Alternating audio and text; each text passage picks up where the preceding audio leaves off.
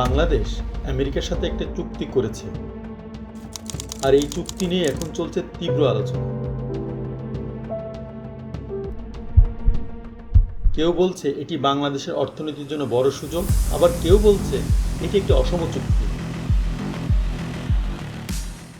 কিন্তু প্রশ্ন হলো, আসলে কি আছে এই চুক্তিতে, আর কেন এটি নিয়ে এত বিতর্ক?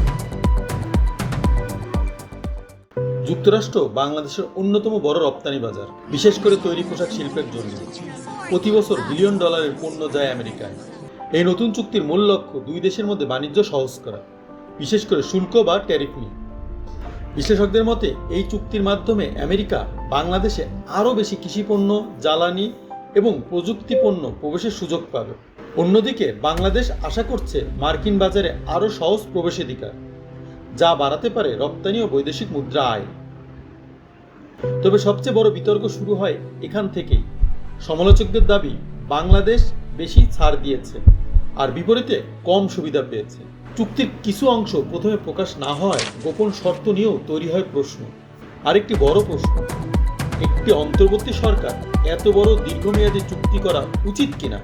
তবে সমর্থকদের যুক্তিও রয়েছে।